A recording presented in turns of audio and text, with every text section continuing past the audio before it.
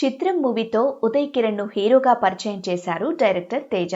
ఆ తర్వాత ఆయనతో మరో 2 సినిమాలు చేశారు. అయితే కష్టాల్లో ఉన్నప్పుడు ఉదయ్ కిరణ్ తన దగ్గరకు వచ్చారని తేజ గుర్తు చేసుకున్నారు. ఈ విషయాలను అలీతో సరదాగా కార్యక్రమంలో గతంలో పంచుకున్నారు. తనతో ఉదయ్ ఒట్టు కూడా వేయించుకున్నారని తెలిపారు. ఈ విషయంపై తేజ ఏమన్నారో చూసేయండి. ఉదయ్ కిరణ్ తను అప్ అండ్ డౌన్స్ అన్ని మీరు చూశారు. తనతో ఎన్ని సినిమాలు మొత్తం? మేము ఉదయగంతో 3 మూడు సినిమాలు. చిత్రం, నువ్వు నేను, అవునన్నా కాదన్నా. ఓకే, అంటే తన అప్ అండ్ డౌన్స్ మీరు చూశారు కాబట్టి తన గురించి మీరు అభిప్రాయం ఏంటి? చాలా మంచోడు, అమాయకుడు.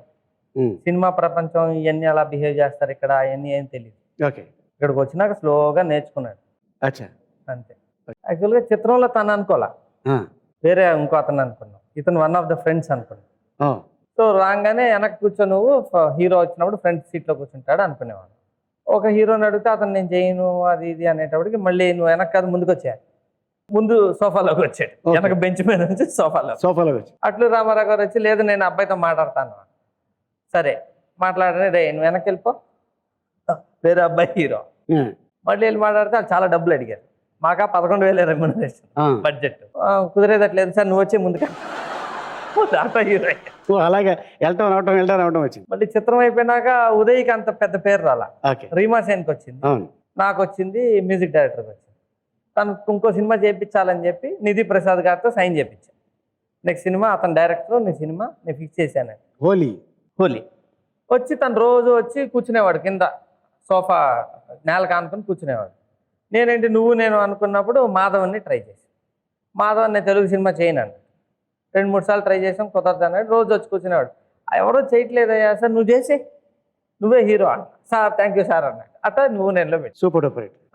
నువ్వు నేను చేసేటప్పుడు ఎంఎస్ రాజు గారు హీరో కోసం చూస్తున్నారంటే నువ్వు వెళ్ళి ఒకసారి ఆయన కలువు అని చెప్పి పంపితే ఆయన అన్నారంటే ఏమైనా ఫోటోలు తీసుకురా చూడాలి. ఫోటోలు కాదు పాట చూపిస్తానని చెప్పి గాజువాక పిల్ల పాట చూపించి చూడగానే మనసంతా నువ్వే వాళ్ళు సైన్ చేసి, ఓకే, అలా 3 వరుసగా హిట్లు వచ్చింది. అంటే ఎప్పుడైనా తను కష్టాల్లో ఉన్నప్పుడు, బాధల్లో ఉన్నప్పుడు, తేజ గారు నేను మీతో మాట్లాడాలనుకుంటున్నాను అని ఎప్పుడైనా మీ దగ్గరకు వచ్చాడా? వచ్చాడు, చెప్పుకున్నాడా? వచ్చాడు, మాట్లాడాడు. అసలు ఏం జరిగింది చెప్తాను, ఎందుకు ఇలా అయింది అవన్నీ చెప్తాను. సరే చెప్పనిచ్చేవాడిని, వినేవాడిని అంతే. ఎక్కడ చెప్పదు సార్ నాకు ప్రామిస్ చేయండి అని ప్రామిస్ చేయండి. అచ్చా, మొత్తం తన బాధ అంతా చెప్పాడు. అంటే మీ సైడ్ నుంచి తనకి హెల్ప్ చేయలేదా మీరు? అంటే అప్పుడు బాధలో ఉన్నప్పుడే అవునన్నా కథనే తీశాను. ఓహో, సో అట్టాగా. ఆ. అంటే తను ఎందుకు ఆ పని చేసి ఉంటాడు?